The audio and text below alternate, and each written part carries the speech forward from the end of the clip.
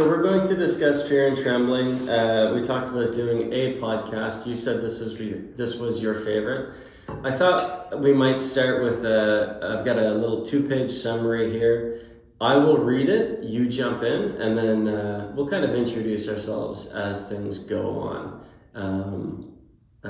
Briefly, I'm a psych guy and a tech guy, and you are a English professor. A very well-liked English professor. And we'll get into it later. Okay, here we go. 2-page summary of Fear and Trembling. Writing under the pseudonym of Johannes de Silentio, Kierkegaard discusses the story from the Bible, Genesis 22, 1-18, of Abraham's willingness to sacrifice Isaac. For this deed, Abraham is normally acknowledged as the father of faith. But in this day and age, Johannes remarks, no one is content with faith. Everyone thinks that they can begin with faith and go further. Do you want to say anything on that paragraph, or? I don't know. I think he means more about begin with faith and don't go any further. I mean, I think he thinks people settle the issue. This is what I believe. It's finished. I go to Mass every Sunday. I'm going to be saved. God loves me. I'm going to heaven. I'm some kind of flavor of Christian. It's finished. And I think Kierkegaard's arguing that it's a work of a lifetime. And how foolish and presumptuous of us that faith is just something you kind of get one day, put in your pocket through some kind of sacrament or ritual or rite of passage, and suddenly you're finished. You're done. The rest of your life you can focus on other things, your ego, your money, your family, your friends. Faith is just taken care of. His whole thing he's bringing to the table is that it's a labor of life. It's a whole life's work. And maybe a fun thing to introduce then. Are you a man of faith? I have a very, very Catholic Jesuitical background, but I'm a lapsed Catholic. I am an intense spiritualist, and I'm a lover of the Catholic culture I inherited. And I'm a true believer in what Kierkegaard says about faith and about the levels of his existential dialectic, which we'll get into. Do you believe in God? I suppose I do. But you have to have doubt, so it can't be a defined, I made my answer, I believe. I mean, Kierkegaard says this, without doubt you cannot have faith. So think about that. People who say they believe and never experience doubt, that's not faith, that's something else. That's something they've ascribed to or signed on to. They're a member of something. Doubt is a continuing thing, and it's part of the faith, and it's like oscillating backwards and forth. And even Yeshua, people call Jesus Christ, even intense moment in his life, he still doubted.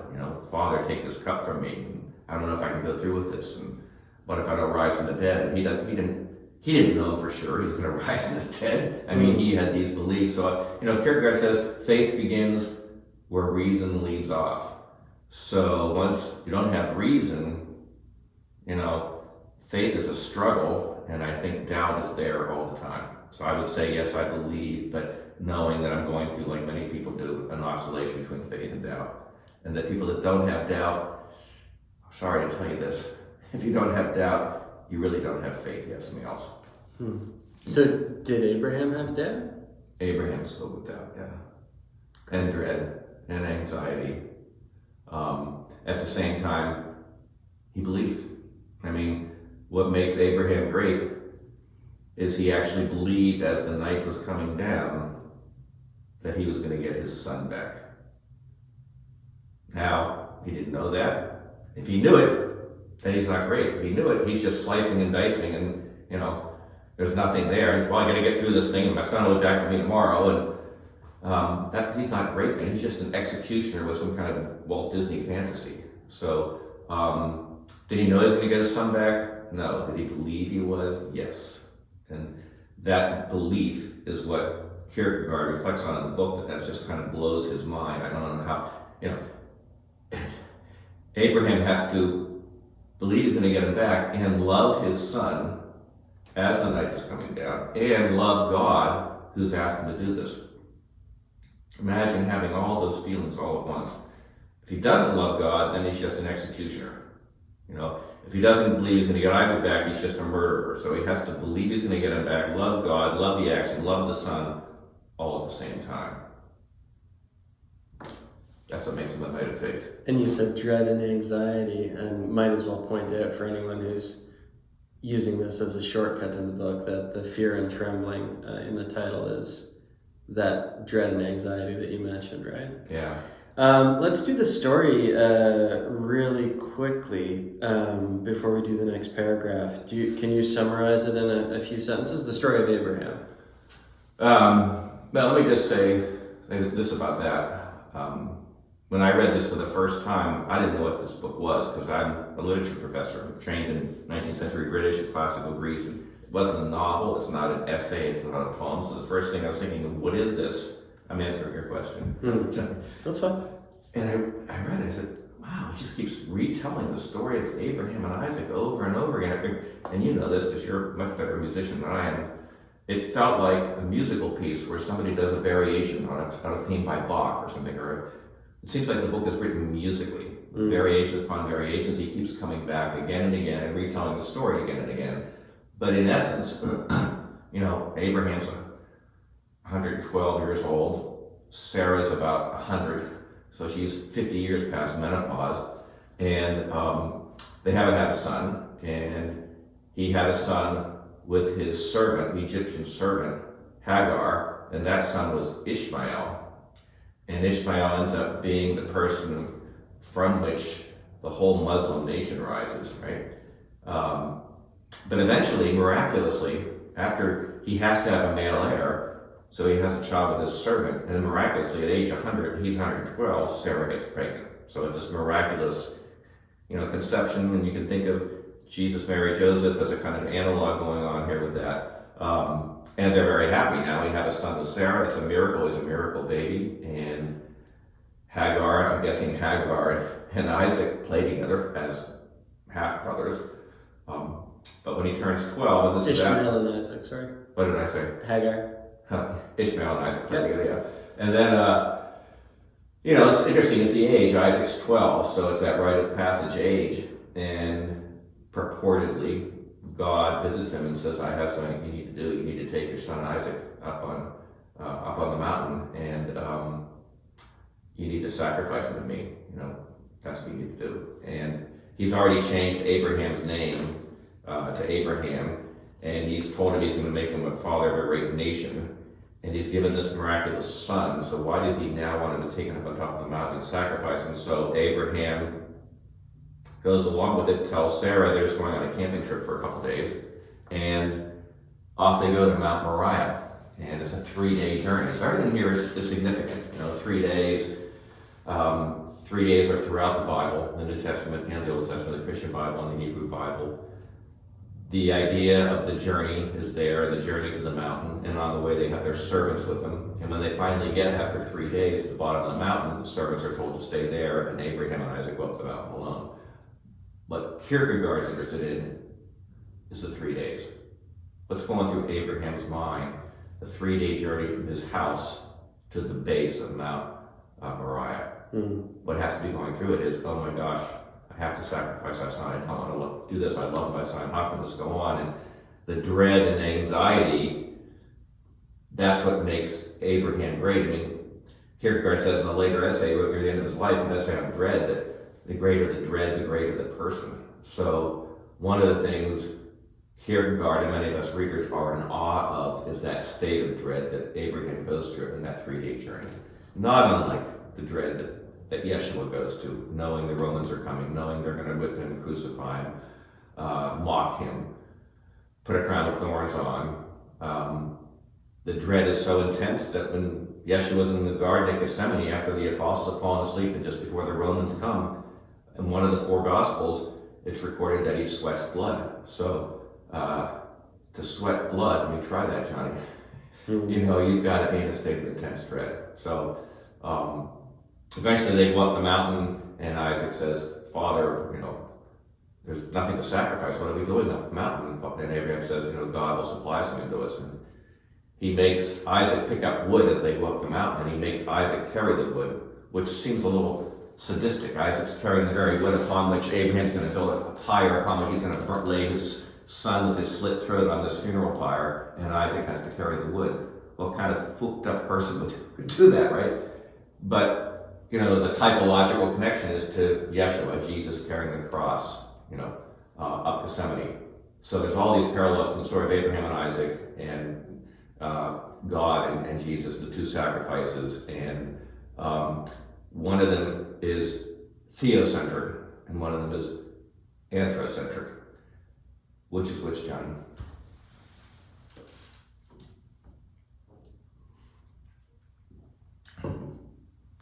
One is theocentric. God-centered, and one is human being-centered. And the interpretations of the story, which one is? Well, in the story of the sacrifice of Yeshua, Jesus, right? Yeah. This God is sacrificing his son, his only son, for human beings. Mm-hmm. So it's considered anthrocentric, because a God is sacrificing a God for human beings. Right.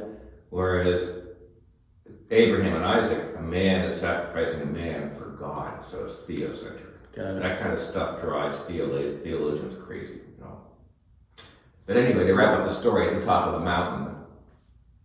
As they build the fire, they're looking for the animal.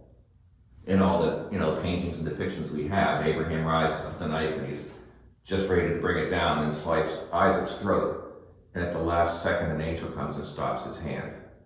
And says, just kidding. No, he doesn't say just kidding. And then there's a lamb or something in the bushes that they sacrifice instead. And they go back home together, and I'm guessing that Isaac never goes camping with his father again after that. Right. Why would anything need to be, why would anything need to be theocentric? It seems like an odd, doesn't God have enough? Does he really need us to? That's a good question. Go on. That's all. Yeah, does he really need us to do stuff for him? You're saying he, too. Yeah, fair enough.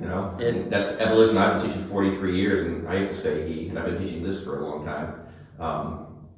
And I'm really careful. I say he, she, it, they. I don't really. What do you say? God. Yes. But that's a really good question. Those are the kind of questions we have to ask. Ones that seem simple but are really honest. Like, if this God is so freaking great, why does he need this man to sacrifice this man? Yeah.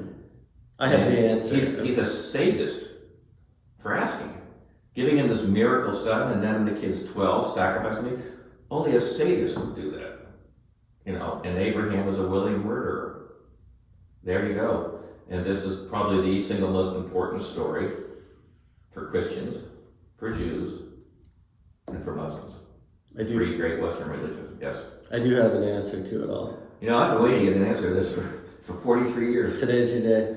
And I mean that somewhat seriously. Like, I really do have, my notes, and I've thought it through, and I have a psychological, evolutionary answer. So this is going to be part of the fun of it, because you are so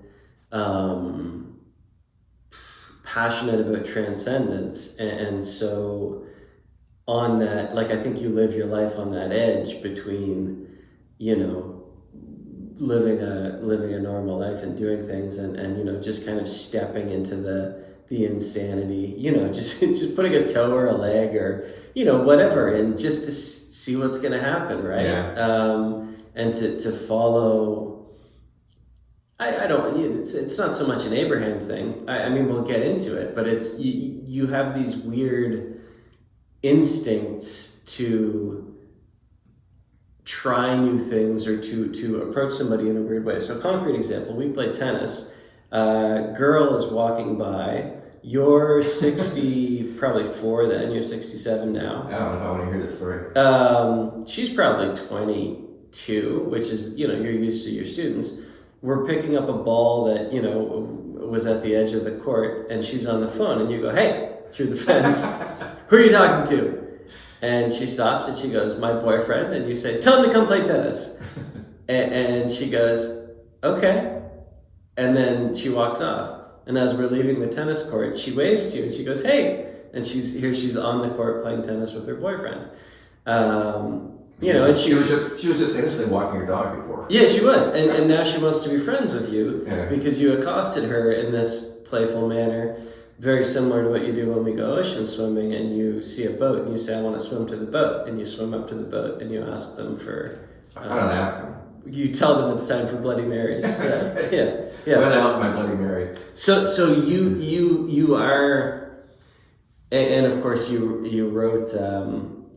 Paranoia and Contentment, which is on this theme and also embodies this theme.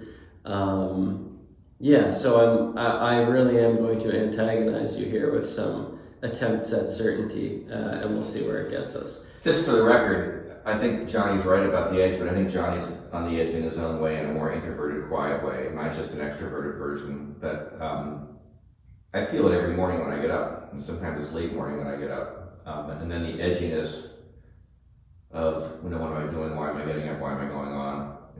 What is this weird thing that this body I'm in and this being I have? And that edginess gradually wears away, and I fall into my ego and fall into whom I park the car and kind of meet Johnny. We're going to do this interview, and I'm going to go do this, and zooming my family. And as the day goes on, those layers of too much self-consciousness kind of go away. They come back sometimes at night. Edgy is a good thing because I think it allows you to explore your own beingness every day in a fresh way that can be very exciting. But it's a struggle, and it's not comfortable. And I think people maybe who don't have that might be better off because they just kind of go about what they are and what they're doing, right? Yeah. I'm going to propose that what you're actually on the edge of is something like, I mean, depending on who you ask, they've got different words, but something like the unconscious, collective unconscious, perhaps, the left brain, the more creative, whereas the stuff you're describing is very right-brained going, I'm sorry, I got those backwards. The stuff you're describing is very left-brained, going about your day, ticking off tasks, and there's a book called The Master and His Emissary, and it talks about how it's really the right brain that is the creative part that's paying attention to everything, and how every animal has a left and a right brain, like worms, or at least they're not. Worms' brain is in their butt. It's asymmetrical anyway. They cut in half, they grow another butt and another brain. The old butt brains, and down to really, really tiny microscopic organisms. But anyway, let's crack on here. But you asked about dread. You're asking me to summarize the story. I summarized the story. You did great. And I think the connection between what we're talking about now and we were a minute ago is just that kind of low-calorie edginess that I feel, or you see, and you have introverted. Mine's more extroverted. Yeah. When I first came across Kierkegaard and came across this story, that's what people say that they have to find some way to relate to something. I don't believe that literature should be about people who are like your life. They're very done, not Abraham. But there's something going on with Abraham that Kierkegaard's talking about that I said, hey, I have that too. Nowhere near it the way Abraham does. Right. And this idea that the greater the dread and anxiety, the greater you are at achieving kind of human beingness is very appealing to me at a young age. Still is now. Yeah. Decades later. Yeah. Anyway, go ahead. I was cutting you off. It's nice. You're trying to get us back to something. It's and nice. God knows we need to come back to something because otherwise we're just going to spiral out. Okay. Reading. In the Exordium and Eulogy on Abraham, the author suggests how incomprehensible Abraham's faith is. Abraham didn't question God, didn't complain or weep, he didn't explain himself to anyone, he simply obeyed God's orders. The Exordium presents us with 4 alternative paths that Abraham could have taken, all of which might have rendered Abraham more understandable, but would make him something less than the father of faith. The Eulogy asserts that there is no way we can understand Abraham or what he did. And I think that's on point. So you're bugged by this somehow?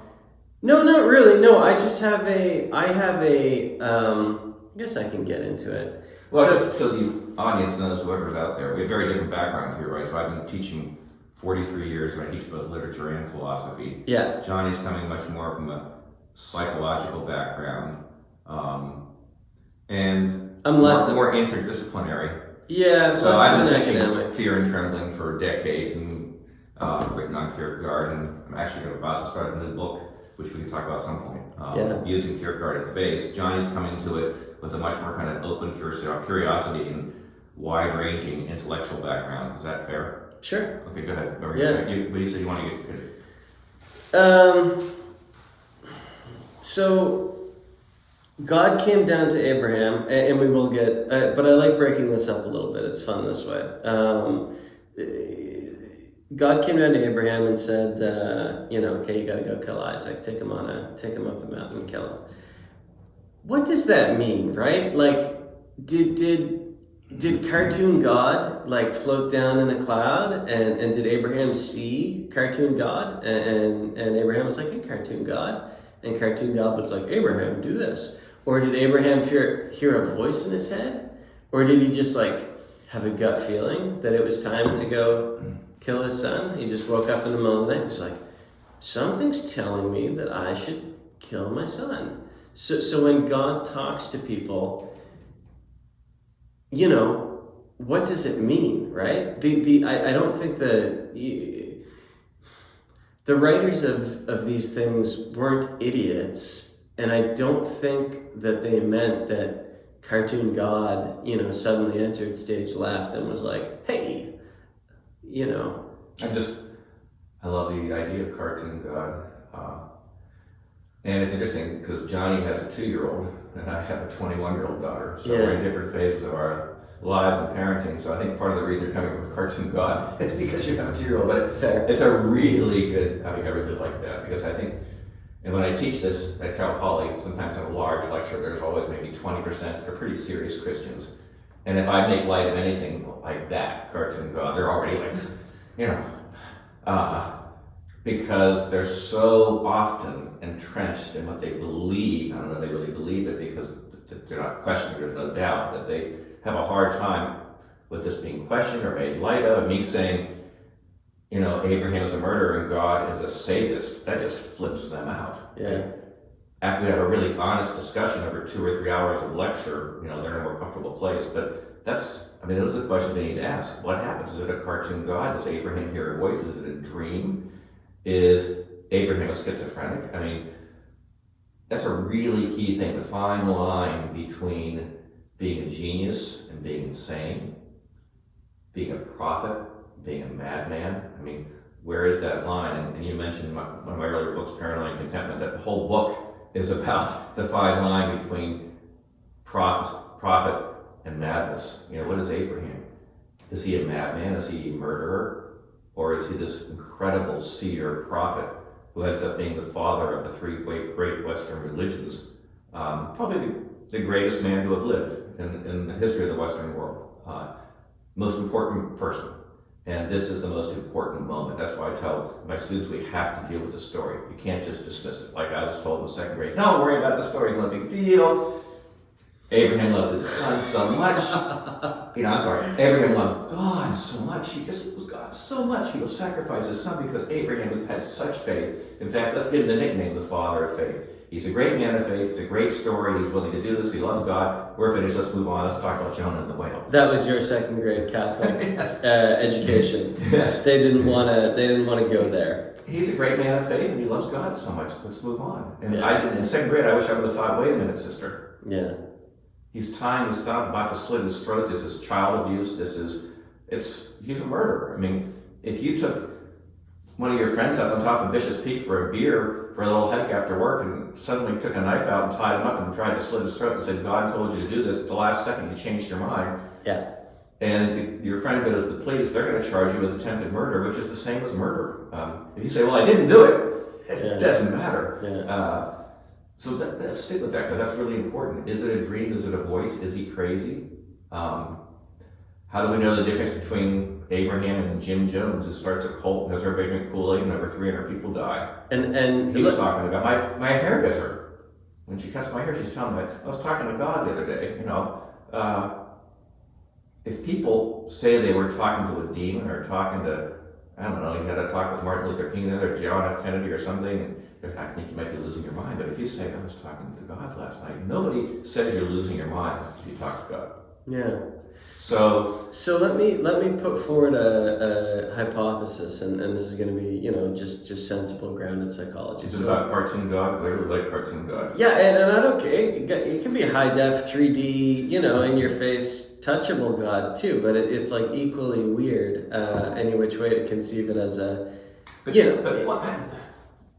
Maybe he doesn't really know it's the voice of God. Maybe that's part of the dread. Maybe. Did I just make this up? Is this a dream? Am I speaking to myself? Is this a crazy notion I have? I mean, how certain is he about the existence of God, or that the voice was real? Or is that... So that's where I'm going, which is to say,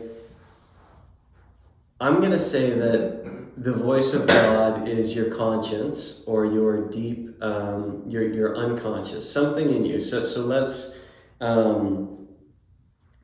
humans have been around for a long time. We have a conscious mind, and if you tell somebody a task to focus on, count all the times the letter O appears on this page, your brain will burn 1x calories. And if I tell you, okay, relax, go into a kind of a thoughtless state, just chill, your brain will burn 20x calories. And we can measure this now. So what it looks like to me and the people who study this a lot more professionally is that the unconscious mind, to steal a metaphor from a book called Nudge, the unconscious mind is the elephant and the conscious mind is the rider. The unconscious mind has all the power. The unconscious mind is making the decisions about where you're going. The conscious mind is allowed to steer it a little bit and participate a little bit and be like, hey, what if we focused on this job that that we're doing? But then if you try to do that job, if you try to turn the elephant 180 and you try to do a job that you don't want to do, the unconscious is going to freak out. It's going to be like, no, we're not doing it. We're going to start, mouthing off in the workplace. We're going to, start sleeping too late. We're going to start having anxiety. We're going to quit the job in a blind rage. And afterward, you're going to be like, dude, I wasn't myself. Why would I do that? You weren't yourself. Who were you? Right. You were your unconscious. Or some other set of forces, taking control of the mind. And I think of the gods in those same terms, and this is actually stealing some Jordan Peterson stuff that he took from others as well. But the notion that, Ares, god of war, I was possessed by Ares, I was in a rage. It's like, well, yeah, it's not a bad way of thinking about it, because that emotion has been around for a long time. It's built in. It can take over you and possess you. Same with Dionysus. Same with, Hestia, whoever you want. And so this notion of God speaking to you, to me, is like a deeper part of your being. This human nature that's been evolving over millions of years is grabbing the reins and being like, hey man, go over there. And your conscious is like, who is that speaking? But you also learn that that part of you is actually kind of wise, right? You kind of want to listen to it. Another Peterson thing is this notion of what grabs your attention, right? What interests you? Jesus, who decides that, right? I can't make myself be interested in ants to study them, but I am very interested in psychology, literature, philosophy. Why? Why can't I be interested in ants? Why can't I be interested in old cars, right? Why am I sitting here doing this instead of any of the other million things? Well, I don't know, but something in me drives me toward that which I find meaningful. And so that there's something in my brain that's paying attention to everything that's going on, paying attention to itself, and saying, hey man, let's go over here. The elephant, right? The elephant is like, I want to go this way. I felt like I wanted to study psychology. I felt like I wanted to teach. I felt like I wanted to start a business. And so I think that that's God. I think when you're listening to God, you're paying attention to a deeper instinct in yourself that's mysterious. I actually think it's adaptive to think of it as God too, because if you just think of it as yourself, then you're kind of wanking yourself off, you're kind of solipsistic, and you're like, oh, yeah. I am da da da da. But if you're like, I'm divine. So I'm closer to the notion that there is some kind of deity presence, and that could invoke some kind of voice.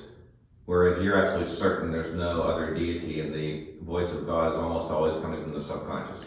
Yeah, but I have so much respect for the subconscious that it's bonkers. Like I have so much. I think there's so much going on that we're not aware of. So Freud, despite the fact that everybody thinks all his stuff is crap, he was kind of the first one to be like, hey, there's an unconscious, and you are this series of arguing sub-personalities in your mind. And then, he demonstrates it through slips of the tongue and, dreams and whatever. And people start to go, oh, yeah, there is an unconscious. I think we really, as much as we are different in some ways, I'm with you on this completely in the sense that I'm a big believer in the power of the unconscious. And I'm kind of in awe of it the way Abraham is in awe of God and Isaac is in awe of Abraham. Because I feel there's not a day go by I don't feel something in that day turned on my unconscious or happened because of my unconscious. And sometimes, as a writer and as a creative person, we each are our own ways, the connection between what seems like whim, when you're writing something or creating something, and why am I having this scene, and why is he going into the closet, and she's going to put the towels on the banister, and then I'm going to have her walk in after that, and I'm just making this shit up. But then as the story unfolds, I didn't make any of it up.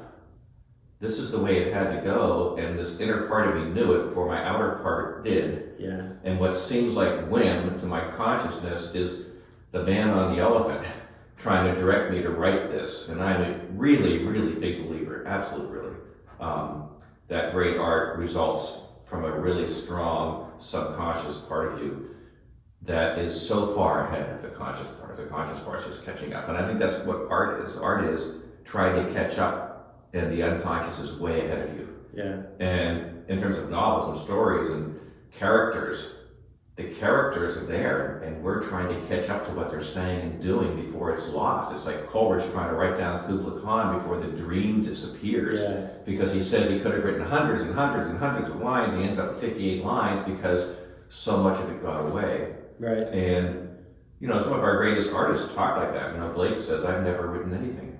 I'm just merely the secretary. Yeah. The author is in eternity. I'm just taking notes here, And one of the great, I think, emblematic notions of that is Michelangelo's statues, the unbound slaves that are in Florence. And they're half in the stone and half out of it. And one of the great arguments, people study art and sculpture, is, were they meant to be unfinished? Did Michelangelo lose interest? Did he move on to something else? Or are they finished? And my view is he's trying to show you he didn't sculpt anything. He's just taking marble away to free what he sees inside the stone, this massive stone. He saw this human figure, and he's just breaking stuff away to release its reality, right? So in that sense, maybe we're not that different here, because maybe this God voice is this unconscious, but the difference is the unconscious doesn't ask us to take our son up on the mountain and slit his throat. And if it did happen today, we'd probably check ourselves into a psych ward or go see a doctor or get in some kind of pharmacology regimen. Right. That's the key thing. So Right? here's my answer to that. Sacrificing your son, I think, is a metaphor, and I think the brain loves metaphor, and I think there's a power to that one because it's so damn vivid, sacrificing your son. But it also represents, right? Sacrificing your creative output, sacrificing your strength, sacrificing your virility, sacrificing your accomplishment. It's a castration, right? It's like Abraham waited 112 years for this kid, and now the kid is 10 or whatever, so Abraham's 122. Like, this is the fulfillment of his life. And it's like, okay, now you need to sacrifice it. And I think what the metaphor is saying is, to be great, you must be ready to let shit go. And even the shit that that you really fought for and that you, your whole life went for, you gotta let that go. And so, the modern day analogy, take a college student. They're really good, they're really competitive, they're working really hard as a college student. So proud, competitive, intense, and now they graduate and they're going to go into the workforce. They need to sacrifice all that. They need to sacrifice their pride in their accomplishments. They need to sacrifice their competitiveness. They need to sacrifice their output, right, their son. And they need to now become humble. They need to go into the workforce and be like, all right, I'm not shit because I'm 22 and you guys are all 40. What can I learn? So you have to sacrifice your, And then the reason I think it's so compelling, maybe, is that there are two metaphors. So the one is, kill your son, and that's powerful as a image, metaphor. But then the rest of the story, right? This notion of sacrifice tied in, and then the notion of like, when you sacrifice it, you get it back, because you don't really lose your pride or your competitiveness or whatever. Right. You just have to be willing to lose it for it to come back to you, if you follow me. Yeah. So that's... So, do you think this event never happened then? Oh, that's an interesting question. If you said you see it metaphorically, and I'm also fascinated by metaphors and the metaphoric mind and how language begins way, way back, moving away from language. I mean, language itself is metaphor, right? We use these symbols, we agree they mean this. Whenever you have something that represents something else, that's a metaphor. Who wrote it if it did happen? Did Abraham write it? Did Isaac write it? Here's what we know. Yeah. Abraham's real. Okay. Abraham's real. Yeah. And everything before Abraham in the Hebrew Bible, the Torah, is prehistory, is myth. Maybe Noah existed, we can't prove it. Sure. All religions have stories of floods and Abraham or Noah, Adam and Eve. I mean, those things, they're prehistory, that's myth. Yeah. They're probably not real. Yeah. Abraham's real. He lived around 1800 BC. Sure. But you take my point. Now, did he write it down? No. Did Isaac? The oldest fragment we have of the Hebrew Bible was written around 1000, around the time of Solomon. So 800 years go by with oral history before somebody writes down the story in 1000. Right. How do we get the story? Now that's interesting. You just said that. The only way the story is passed down is through Isaac. Okay. Because Abraham can't go back and say, hey, guess what I did today? I took my son camping, and just for a little highlight of the camping trip, I built a funeral pyre. I was going to slice his throat, roast him up. I changed my mind at the last second. He's not going to tell his pals, his wife, his friends, because they'd be like, woo, And that's actually the paragraph we just finished is some of those questions, right? That he couldn't tell, Sarah. You can't understand it. Yeah. We can't understand it. He can't explain it. He can't tell it. Yeah. So the only person who could have told it is Isaac. I mean, I think, And we know Abraham's real because we can trace every generation from Abraham to Solomon and David, all the way down to Yeshua, known as Jesus Christ. It's all generational in the Bible. So history begins for the Jews and for us in this tense with Abraham. He's real. Is the story real? The same thing with Jesus. Jesus was real. Yeshua was real. Yeah. Was he crucified? Yes. Did he rise from the dead? Can never prove that one. So here's my answer. You're a smart and inspired guy. I've heard you tell a story about what happened yesterday. and it bore some resemblance to what happened yesterday. Yeah. And we've got a word for it, right? The Hampsification of a story. Yeah. So 800 years, multiple authors, I think it's a lot. I think it sticks around because it's a good story and it becomes a better story as more and more people Hampsify it. Right. And so it naturally lands at the archetypal. Otherwise, it just dissolves. How many stories have there been and how many do we know, right? The ratio's got to be the same as like how much music has there been and how much do we listen to? Here's the thing, my friend Johnny. What's really more powerful? What actually may have happened or the story? The story. The story. Far and away. And that's where you with your Jungian background. Yeah. And me with my philosophy, literature, existential, humanist background. Yeah. The story is the thing. The story is always the thing. Absolutely. Yeah. And this is why I'm kind of dismissing the question of do you think it happened? Yeah. It's like, no. Well, a friend of mine, a great writer, Tim O'Brien, actually, one of his great books is The Things They Carry. And in that book, he differentiates between story truth and happening truth. And I kind of knew about those two options, but I never really saw it laid out as clearly as he does, succinctly: story truth, happening truth. And, you know, happening truth is what may have really happened in Vietnam. Story truth is storytelling about it. And we can get all the happening truth we want. Journals, maybe there's videos, maybe there's documentaries. But one good story tells me so much more. I mean, you could study 19th century economics of what was going on in London and England in 1850 and the poverty and capitalism and everything else. You read one novel by Dickens, and it tells you more about mid-19th century London than all the history and documentaries and photos, and Dickens made it all up. You know? So, you know, Tim O'Brien makes a story up about the Vietnam War. There's pieces in the background or there that he drew from to make it, but as Coleridge says, you know, a great writer, a great artist breaks down reality that as we knew it and dissolves it and then reshapes it into a new unity of being. You know, so great books, great thoughts, great philosophy, great art is about new unities of being that we put together with the imagination and the story. I think you're right. If you asked me about what happened last week, do you want what really happened, or do you want my story? Yeah, and we want the story. I did. Are we lying? No. I did, you know, scientific studies on creativity, and the conclusion I arrived at was the test of truth in science is, you know, experimentation, right? We have the scientific method, and it works really, really well. The test of truth in stories is repetition. That's right on for this book, isn't it?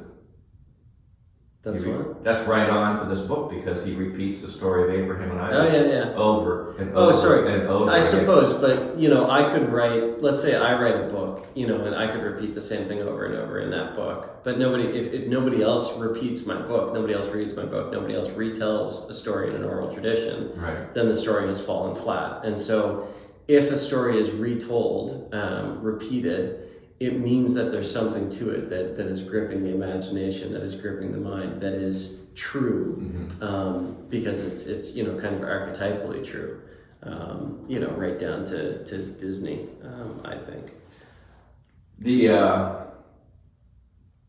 To me, the part of the story that works most profoundly, and every time I teach it, I'm having the experience of that profundity over and over again, is about, gets us back to where we were with faith and religion. I'm not a religious person, but I'm a faith person. I'm spiritual. Why is this story so important? He's the most important person for the Jews, the Muslims, and the Christians. This is the key story in his life. We have to deal with this story. And the story is about faith. What is it telling us about faith? And, you know, we can't get at this story rationally. Right? It makes no sense to sacrifice your son. Why would you give the son to him and then tell him to do this? So reasoning isn't going to get us there. Morality is not going to get us there because it's not ethical, right?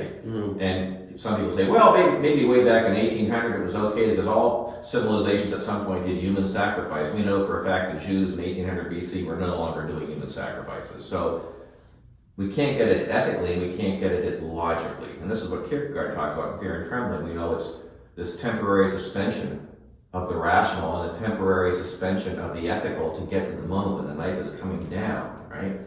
And if he's the great man, the father of three great religions, this is the moment, and this is really important. What is it telling us about faith? And what it's telling us is, you know, you can't get to faith through ethics, and you can't get there through reason. That is powerful. And where do we go ultimately with faith? Look it up in the dictionary. The realm where you are when there's no rational element, you're beyond reason completely, is what Kierkegaard calls it, the realm of the absurd.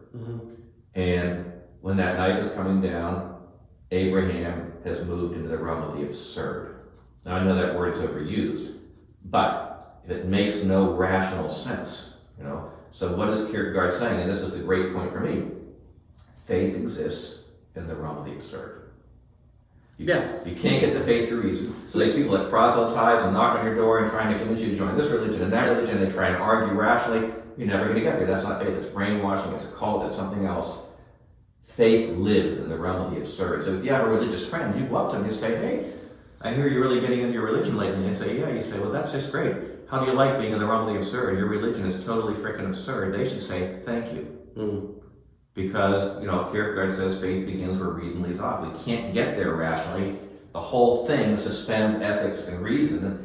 I love the idea that faith is in the realm of the absurd. And that's what this great story, that's the beginning of these three great religions, is telling us. Faith is absurd. It exists in the realm of the absurd. And you can't have faith if you're not willing to accept that. Think how many people have faith.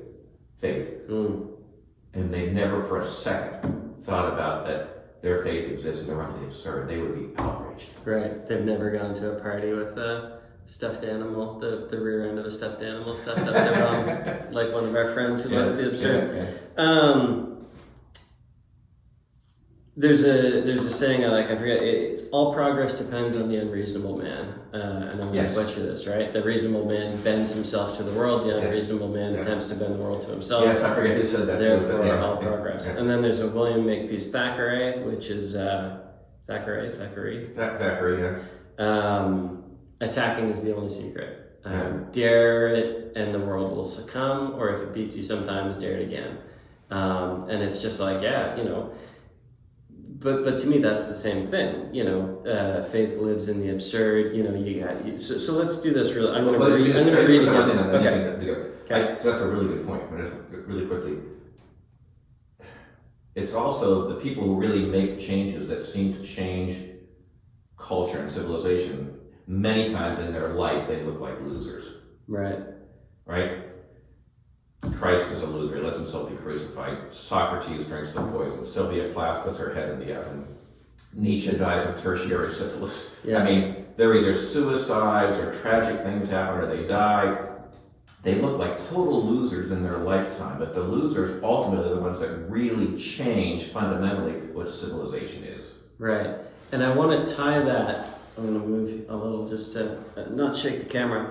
I want to tie that, because that's good. They look like losers. Abraham sacrificing his son, right? I mean, that's fucked up.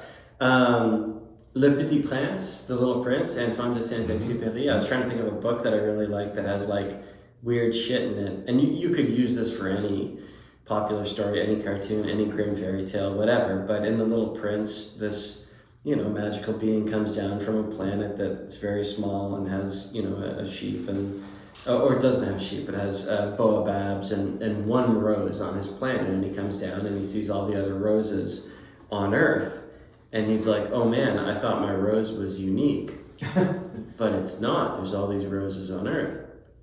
And he brings this problem to a fox that he has tamed. He waited very long, and the fox trained him they trained each other, trained him to wait and approach the fox very slowly at the same time every day, come to the same place, and slowly he trained the fox. And the fox said, if you have trained your rose, I'm trying to think of what the actual word is, but if it's your rose because you've trained it, you've shaped it, then it's your rose, and you haven't shaped any of these roses on Earth, so these aren't your rose. And it rings true, right? Mm-hmm. And then at the end of this beautiful story, the little prince, who has made friends with a pilot who crashed in the desert, the little prince decides he's got to go back to his planet, and so he talks to a venomous snake, and he tells the snake to meet him at the same time, and then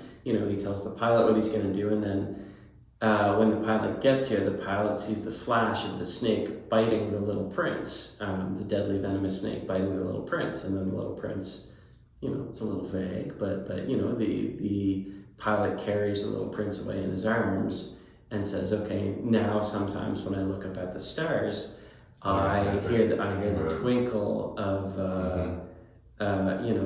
there's the rusty bucket and whatever, and I hear the stars laughing with his laughter. I remember that. Yeah, and you go, I mean, what is that story? What's go get bit by a snake? There's only one rose on an asteroid far away? What? Have your father tie you up and let you on fire? But Jesus, does any of it, it doesn't mean anything because it's all metaphor, but it's And so I'm saying those are beautiful metaphors, and I love them, and I love that story.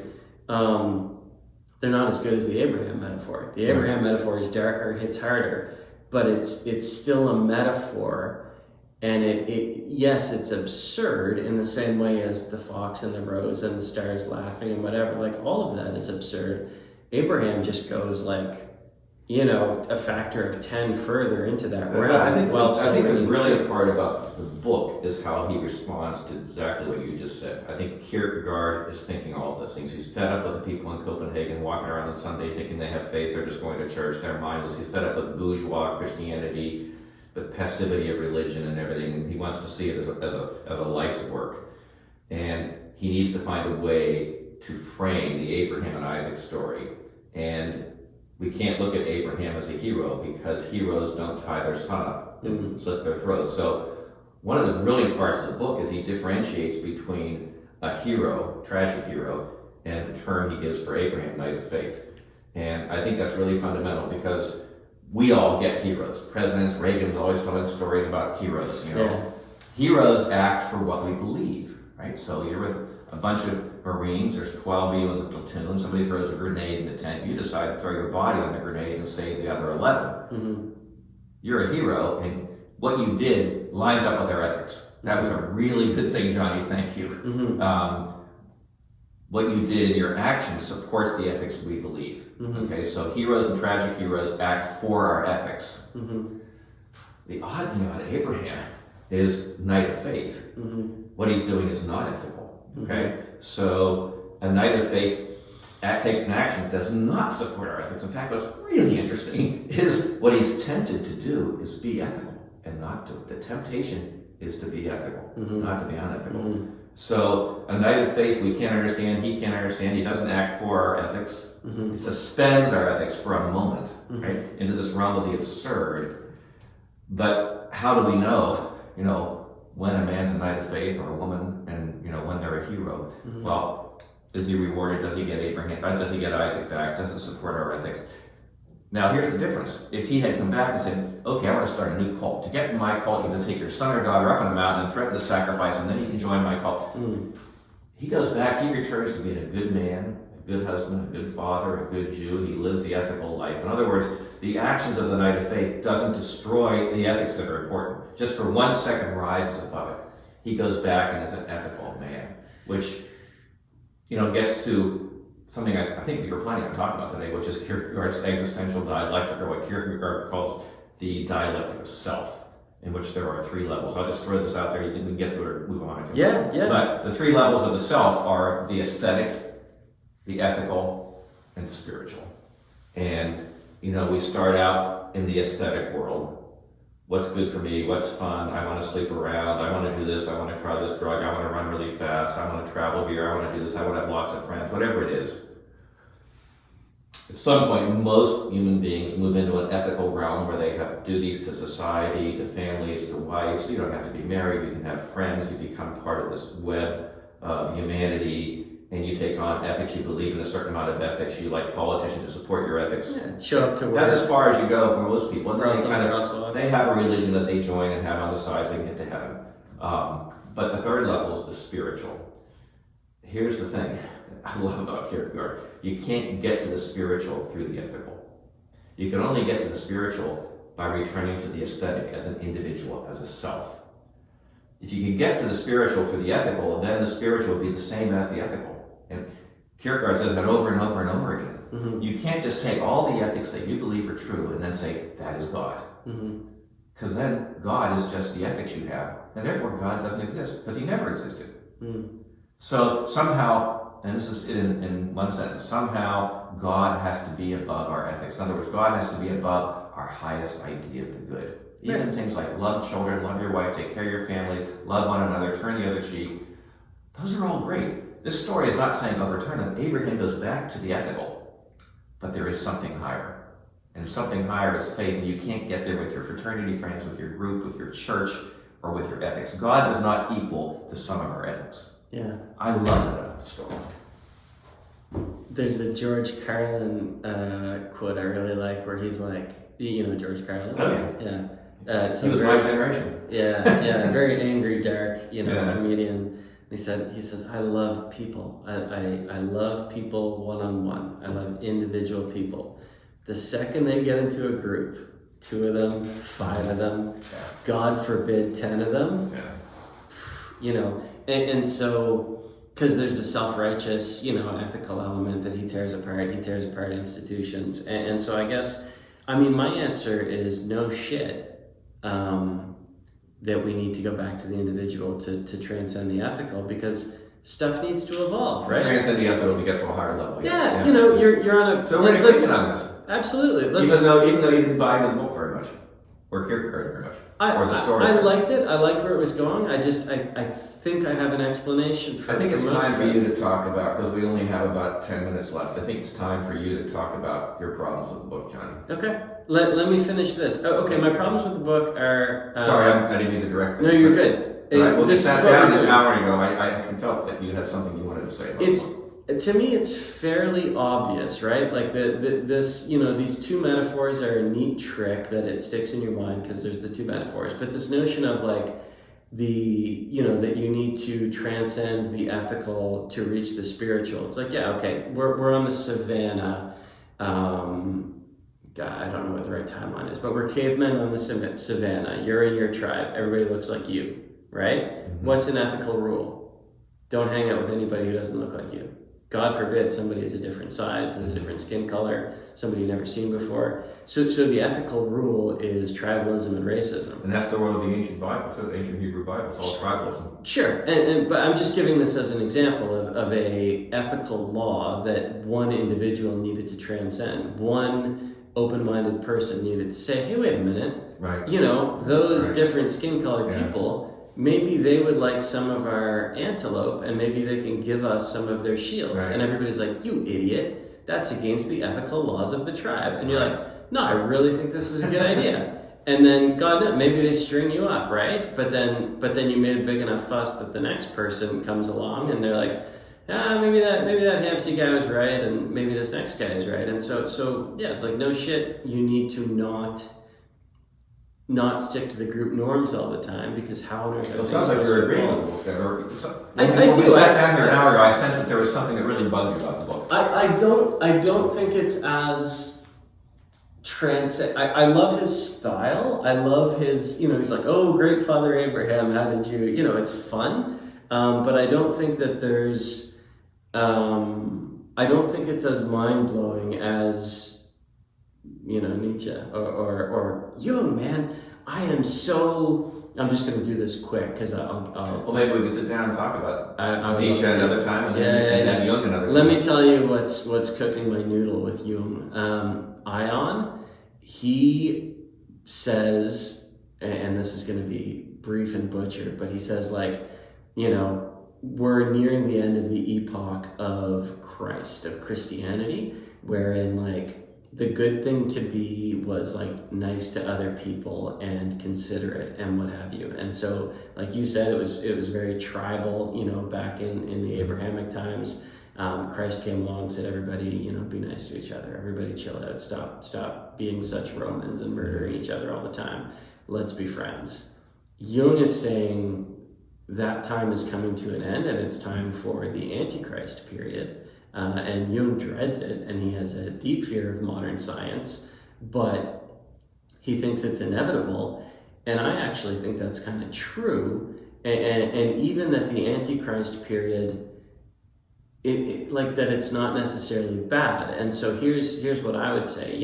I could be out there on the street washing people's feet and being nice to people, but I think it's better for me to do what I'm doing, which is starting a tech company that creates a product that uses technology to help people thrive.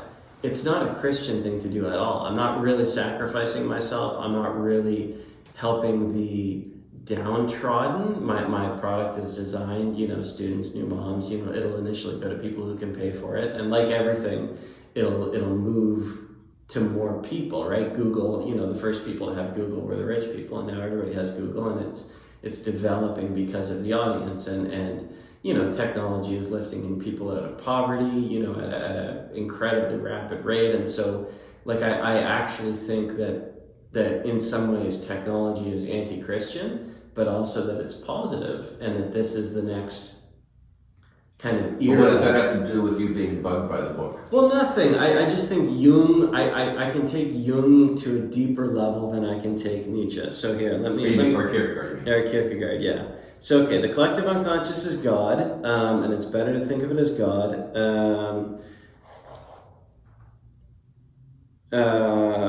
Ethical duty to God. Yes, of course there's an ethical duty to God. The crowd isn't always right. So, Kant and Hegel say, no, you always have to follow the ethical laws according to Kierkegaard. But Kierkegaard said, no, sometimes you have to go beyond. Yes, of course. I think there's an interesting tie to Alyosha, Brothers Karamazov. I think Alyosha is like Abraham, where he has faith and he doesn't listen to his conscience. I think that in Brothers Karamazov, the conscious would be represented by Ivan. And it's very interesting because the read of Alyosha and the Brothers Karamazov is that he's a Christ figure. Yeah. But the fact you're seeing Alyosha from the Brothers Karamazov as an Abraham figure, or as an Isaac figure, is... Abraham figure. Because he's the knight of faith, right? Alyosha is like, I don't know why I'm so into, being into really this good. shit, but I am. Yeah. Whereas Ivan can dance circles around him intellectually, which is the conscious, right? So the rider on the elephant is Ivan. It's going, I think this, I have these ideas, I've worked it all out intellectually. What's really interesting about that is the other brother, Ivan, we're talking about Ivan now. Yeah. He's kind of the Nietzsche figure, right? Because the difference between Kierkegaard and Nietzsche is Kierkegaard says we just suspend ethics for a second. Temporary suspension of the ethical. Yeah. And in that second, we prove that God is higher and God's good is higher and we're in direct relation to God and we're in the realm of the absurd, then we return back to the ethical. Yeah. Nietzsche says you overturn it completely. Yeah. And, it's a transvaluation of values. And that's why Ivan goes crazy in the Brothers Karamazov, because he's not a Kierkegaard figure. He goes all the way into a Nietzschean world where he actually reverse all the values and overturn all the ethics. And therefore, what reason do I have not to do something atrocious, right? What reason is there? Right, which is the crime and punishment, if we want. Well, we won't ruin the story about who murders the father. Brothers Karamazov. We'll make everybody watching this has to go read the 850-page book themselves. You have to earn it. I guess, sorry, you go ahead. No, I was going to say, I really like where you just took us because you brought in Kant, you brought in Hegel, and not to get too over-intellectual here, but one of the things that Kierkegaard's battling in the book is Hegel, right? Hegel really bugs him. And he says a really great part in the book. And don't forget, Fear and Trembling, it's funny in a lot of places. Kierkegaard has a great sense of humor. Yeah. And when he says over and over again, everybody says how hard it is to understand Hegel, and it's a lifetime to understand Hegel. He said, I got Hegel, that's easy. Abraham, I can't figure out. Yeah. And what's really, I think, important about the Hegel versus Kierkegaard is Hegel, is the basis for Marx and for Marxism and socialism, and the whole idea that history has this ineluctable movement, and we're just little stage actors in this great play of this universal dialectic Hegel talks about. And Marx says it started from hydrogen and moved to monkeys and it moved to us, and the whole universe is evolving, and we're just little bit pieces, and we're just swept up in this dialectical movement of history. Thesis, antithesis, synthesis becomes a new thesis. And the great men kind of see where it's going, Hegel says, and they help history go where history needs to go. Right? Kierkegaard says, no, fool that. The universal historical dialectic doesn't work for me because the self is left out. And I want to know the story about the dialectic of the self. So he creates what he calls the dialectic of self, or the existential self, which is not a universal dialectic, moving between thesis and antithesis and creating universe and cosmic and historical movements and revolutions and feminism and everything else. It's the dialectic of self, oscillating between the aesthetic, the ethical, and faith, and moving back and forth. And that's what he wants to talk about, but it's a kind of lonely, private world. I mean, we all know existentialism to a degree takes you into a realm of the self that for some people they're not comfortable with because they like working with the group. So they're more comfortable with Hegel, right? since you said something about what you're working, I just want to throw one thing out there. The reason I was really anxious, or not anxious, but looking forward to coming in today and talking about this is I have a new book I'm trying to kind of frame right now, and it's coming from a little bit of you saying, I don't know about this book. What if Kierkegaard's not right? And, Camus does this with Nietzsche. Camus writes a play based on the story of Caligula, the crazy Roman emperor, and tries to use the play on Caligula to see if Nietzsche was right, or if Nietzsche's philosophy was wrong. And I kind of, Kierkegaard died in 1855, so 170 years later, I want to kind of try and write another memoir and use the understructure of the memoir, Kierkegaard's dialectic of self. In other words, I want the memoir to be based upon this oscillation between the aesthetic, the ethical, and the spiritual, and see if that works. Because if Kierkegaard's right, we should be able to use this to understand the passage and the movement of our own life. So I'm thinking of calling the book The Aesthetic Life, but it will be a kind of testing out of Kierkegaard's existential dialectic to see if it helps us understand our sense of who we are in time and our own development. I think it's a great idea, and I think I don't know if I'll do it, but I think it will work. So I do. I agree with everything in the book. I just don't find it as mysterious. And so the stuff you talked about, Marx, socialism, Ivan. We talked about Ivan, and we talked about the we're kind of all over the place. But no. But I really do have a. They used to call me a partial artist. I did a lot of different martial arts, and I did them all kind of a little bit and not that well. So I wasn't impressive at anything, but just I had touched a lot of them, and my intellectual background is honestly the same. I've touched these things very lightly, but the tie I want to make, and it's not perfect because there's far too much depth in all of these things for me to sum them all up. But it's just this idea of the conscious. Socialism, right? It's like, I will, Karl Marx, I'll tell you guys how we should set things up. We should set things up like this. Let's go in and let's change everything that's evolved based on my idea of how to set things up. And then it turns evil, it turns shitty, it turns corrupt. Ivan, I will tell you how the world works. The world works like this. And then Ivan, is shitty and corrupt. Socialism, shitty and corrupt, and so what I'm getting at, the dichotomy I'm trying to get at here is that the conscious mind, and it's, Paradise Lost, I think, Satan falling in love with his own machinations and not respecting the natural order of things. The dichotomy is between the conscious, which loves to construct its own interpretations, and the collective unconscious, God, or what you find meaningful, or, God's voice speaking to you, or the transcendent, or the paranoid, perhaps. It's just that there's way fucking more there than you can wrap your head around. And you have to respect that, or else you become a Ivan, a Marxist. Let me ask you a question. And Nietzsche was one of them. Let me ask you a question. Nietzsche wanted the Übermensch. Yeah, go ahead. And then I think we have to wrap it up because our time pretty soon. Yeah. Because we were here about 45 minutes ago. We were talking about the unconscious power within the self, and I was connecting it to being a writer or an artist or making decisions, and we were connecting it to the voice of prophecy versus the voice of madness. And is the little man on the elephant, which I love that metaphor.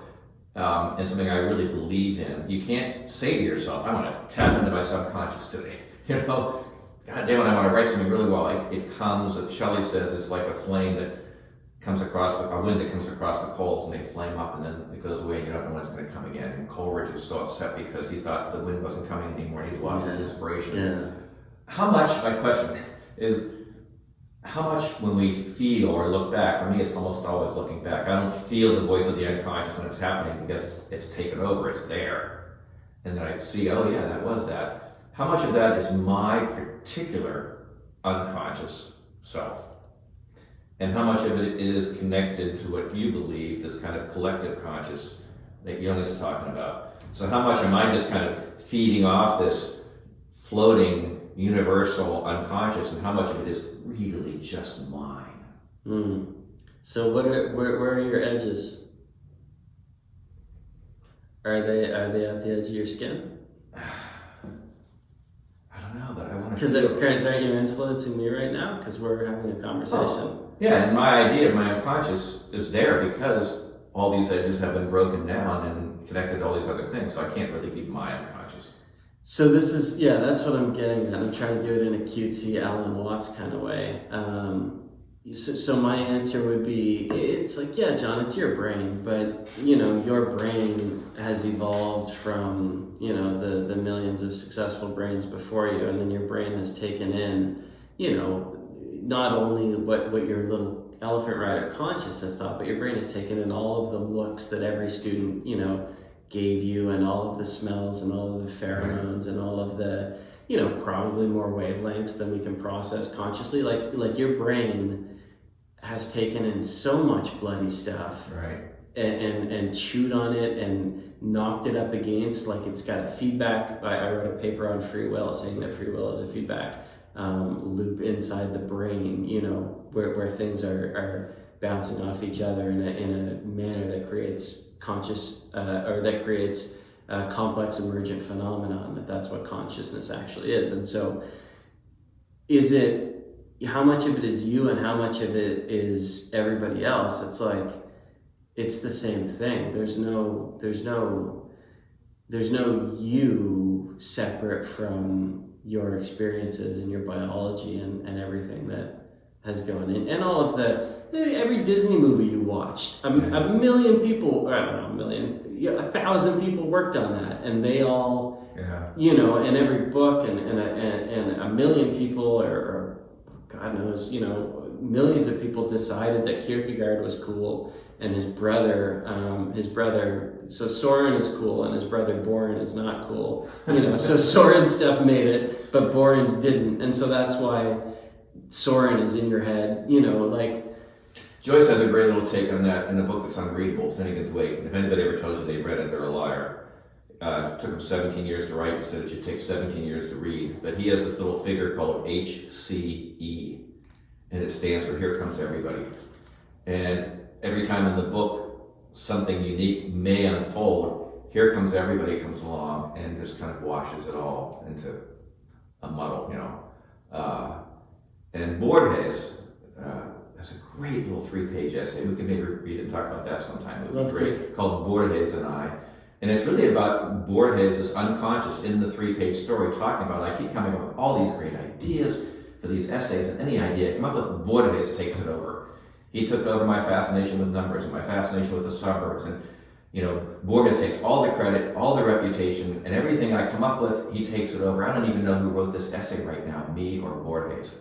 And it's a great 3-page, I think, dissection of really a kind of battle that goes on between the ego, if it likes what the subconscious is serving up, it takes it and uses it, kind of like memoirists take parts of their life and use it, and once you've used it, it's never the same. You've told a story about it. Once you've told a story about it, the actual memory is the story, and there's no memory left. And let me get this right, because I think it's important and I really like it. You're saying that you take what's in the unconscious and you crystallize it, or you take what God is, or the muse is speaking to you, and you crystallize it. And once you crystallize it, it doesn't belong to the unconscious anymore. Yeah. You've given it imperfect form, and then you can't go back to it. Right, there's a regret, because you're like, this isn't as meaningful or as beautiful or as potent. Oh, I think this is real too. I really think it's real. And you probably, I happen to have written a memoir that you've told stories with your family and friends a million times. And once you tell the story over and over again, you really can't go back and say, what really did happen? Because you've storied it to death. And I didn't really realize that till, I finished my memoir, it came out, it was published, I went on tour, I did readings, and people would ask me about this one episode. Tell us what the memoir is called. The memoir is called Kaufman's Hill, and it's set between ages 7 and 14 in Pittsburgh, where I grew up, between 1961 and 1968, and trying to capture that early 60s world that people write about the 50s, and they write about 68, 69, but the early 50s.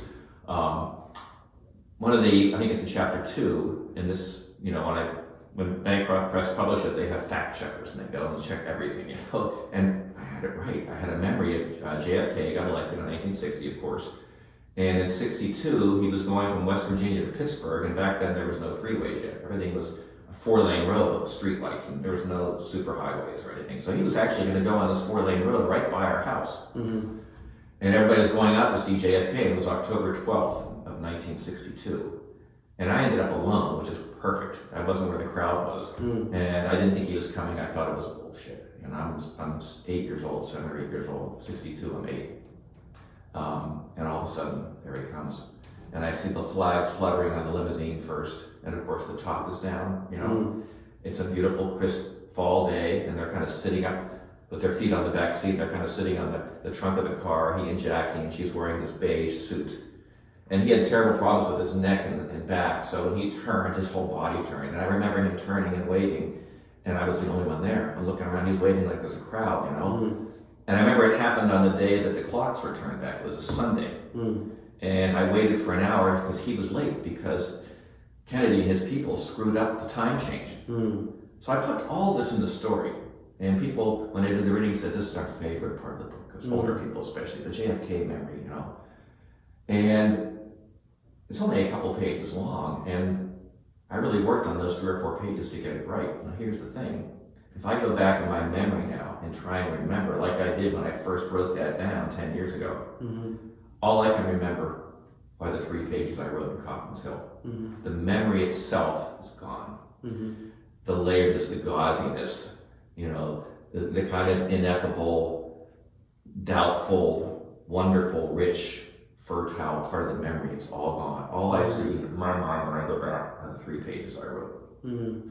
So I think that's the price you pay when you take what the unconscious apprehends and turn it into a story. Mm-hmm. You've got a great little story, Mm-hmm. but you can't go back to where it came from. You've sold it, It's interesting. You sell out yourself, really, Yeah, I like that we're closing with this because that's a sacrifice in a way, isn't it? It is, and people don't realize that, and I didn't realize it. Yeah. I didn't realize when I was writing the book. It wasn't until I was giving talks about it that I realized it. Yeah. Yeah. So what are we sacrificing? Are we sacrificing?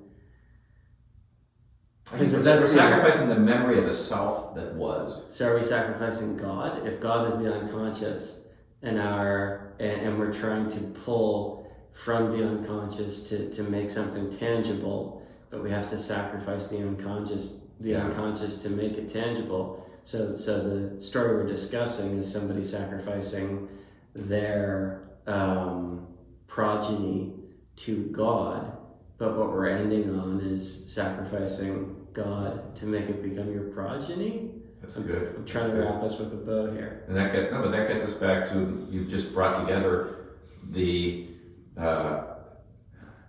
theocentric and the anthrocentric, because the story is supposedly theocentric. It's about God wanting Adam to do that, or Abraham to do this for him. But what you've just done really interestingly is you've kind of brought the 2 together.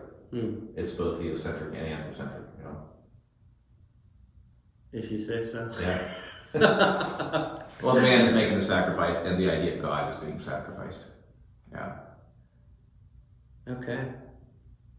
Well, is there anything else that you want to No, take I think it's great because I thought we were going to get a lot more into Fear and Trembling, which Kierkegaard called, Kierkegaard wrote it in 1843. He lived another 12 years, and I'll just end on an anecdote. So he was engaged to this woman, Regina, and he had this, vision, really, that if he got married, he'd never write the books he wanted to write. And we're thinking now of the ethical, right? Moving into the ethical rather than the spiritual journey.